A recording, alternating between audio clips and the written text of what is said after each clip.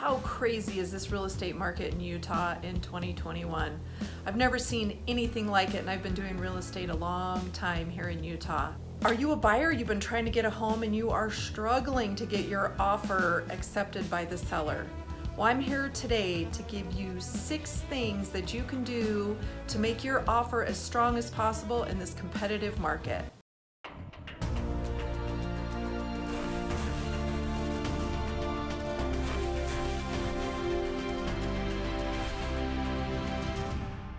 I'm Stacey Christopherson with Coldwell Banker in Farmington, Utah, and C4 Real Estate Team. Be sure you hit subscribe and click the notifications bell so you can learn everything there is to know about not only being competitive in this seller's market, but everything you need to know about living in northern Utah. What we're seeing right now is sellers list their homes usually Wednesday or Thursday so that they can do open houses Friday and Saturday, literally collect offers all weekend, and then they review them Sunday or Monday. So you'll see a ton of houses come on the market Wednesday or Thursday. They're active through the weekend, and then on Monday, typically almost all of them will be under contract. It really depends, and it's case by case, but I will tell you that that's kind of the trend right now. So you're a buyer and you go and see a house and you want to make your offer as strong as possible because you feel great about the house. So the first thing that I recommend that you talk to your agent about is waiving the remedy or waiving the home inspection. In Utah, we call it the due diligence. So the due diligence is when you do your home inspection, you get homeowner's insurance. You do your homework on the house. As the buyer, it's buyer beware. But in this case, what you would do is tell the seller, hey, we're gonna waive the due diligence. That doesn't mean you can't have a home inspection. You can still have a home inspection, which I highly recommend. But what you cannot do is cancel the contract based on anything you find in the home inspection. It's one less thing the seller has to worry about as far as you coming back to them, asking them to fix things. And that is the risk as the buyer. When you waive your due diligence, if something pops up in that home inspection, if it's a major issue, we might be able to go back and negotiate with the seller, but you're doing that home inspection strictly as an FYI, so you know what you're getting into when you buy that home. So any earnest money that you have put down cannot be refunded if something comes up with the home inspection and you want to cancel. The second thing that's really going to help your offer stand out is to offer cash over a low appraisal. So let me explain how this works. You find a home for $400,000. Because it's a competitive market, everyone is offering over list. So for example, say we offer $425,000. I know, crazy? Right, it's crazy. But just for the sake of example, we offer $425,000. We pull comparables for you when you write that offer, and we know $400,000 is probably where the appraisal will come in, but again, we're trying to win the offer. So when you offer $425,000, the only thing that's going to give the seller security when you offer that much over list price is to be able to come in with cash should the appraisal come in lower than $425,000 or your offer price. So we have a gap of $400,000 to $425,000. And if you can offer some amount of cash, and I'm talking $10,000, $15,000 in cash, if the appraisal were to come in at $400,000 and you offered $15,000 in cash over low appraisal, our new sales price would be $415,000. However, the risk to you as the buyer and the con for you as the buyer is that $15,000 from $400,000 to $415,000 you have to come up with in cash. It's not included in your down payment and it's not included in your closing costs, it's in addition to. So in this scenario, you do need to have some cash in the bank and be willing to pay over low appraisal in order to get the home. The thing that it does for the seller is guarantee a higher sales price should the appraisal not come in with all these crazy offers offering over list. How high do you go?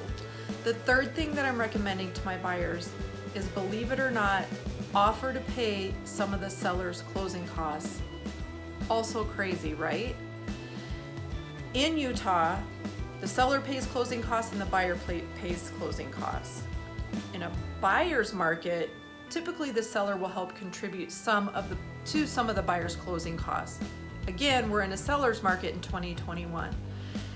So what I'm recommending to some of my buyers is, hey, offer to pay some of the seller's closing costs to help, it just puts more money in their pocket at the end. But we're trying to win this house. We're trying to get our offer at the top of the pile. You can do a couple $1,000s. You can offer to pay all of their closing costs. Closing costs for a seller vary depending on the sales price. I usually tell my clients it's approximately 1% of the sales price for a seller. In addition to that, of course, they pay commissions. So in Utah, the seller pays all real estate commissions. As a buyer, if you're offering to pay some of the seller's closing costs, you're just alleviating some of those expenses for the seller. Of course, again, the con for you as the buyer is you're coming into closing with more cash. So again, you have your earnest money at the very beginning when you write the offer. You potentially have a down payment, depending what kind of financing you're doing, and then you have your closing costs. If you, in the example of coming in with cash over low appraisal, you would have to come in with that cash, and then you also maybe have to come in with cash for the seller's closing costs. I know this is adding up, you guys, and it sounds so crazy, but this is the market that we're in right now. When you write an offer, you have to put in some amount of earnest money. So earnest money is a promise to the seller, hey, here's our skin in the game, and we want you to know we're serious about buying this house. It can range anywhere from $1,000 to $70,000. That money gets put into a trust account as the buyer, and it is held into that trust account for you until you close on the home. In a normal contract, it's a very buyer-friendly contract in Utah, and so as a buyer, you have several opportunities to cancel and get your earnest money back. But let's remember, we're in a seller's market. So what I recommend, my fourth recommendation, is making some of your earnest money non-refundable. I've had buyers make some, if not all of their earnest money non-refundable upon acceptance of their offer, which means if you cancel at any time, you walk away from that money. I've had some buyers put down a huge amount of earnest money, and then as we get through hurdles, they make more of it non-refundable. So some amount non-refundable at acceptance, some more in addition non-refundable after due diligence. And then once financing and appraisal passes, which is the third deadline, it's typically non-refundable in any case should you cancel. Now, if you make this money non-refundable but go completely through with the deal, everything works out great, that money is still credited back to you at closing. This is only in the event that you come in with a super strong offer, go home, and like a lot of buyers, get buyer's remorse and change your mind after the seller has already accepted your offer.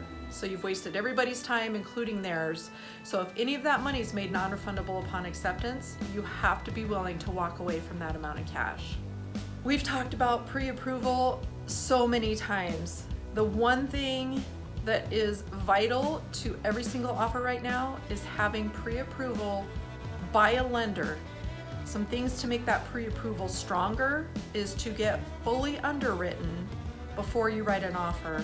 We can talk more about that in another video, but basically that means the lender has literally scoured your paperwork, put you through underwriting, and there is absolutely no reason, unless, which you should never do when buying a house, you quit your job, buy a car, or go buy groceries.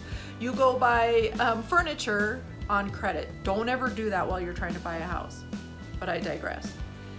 So the pre-approval letter, if you can do an address-specific property letter, that's pre-approval letter, that's great. If your lender can call the listing agent as soon as you submit that offer to tell them you are a slam dunk, that's awesome too. So make sure your agent has a great relationship with your lender, because that's going to be key. If they can call the listing agent and tell them about you and what a great buyer you are and how secure you are, that your finances are good and you do have cash to bring into the table like we promised in all these other scenarios, that will help a ton.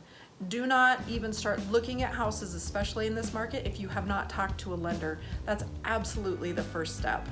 The sixth thing is the sales price. So again, in my scenario with the low appraisal, it was listed at $400,000. If you have 10 offers, you want to be the highest offer, but also the strongest offer. Some people go crazy with their offer price, and there's no way it'll ever appraise. They don't have any money to back up that price should it appraise lower. And the seller tends to look at that and go, that is crazy, and say no. So there is definitely that fine line of offering over list price, but not getting too high where everyone thinks you're absolutely crazy. This is why it's so important to have a professional full-time real estate agent at your side.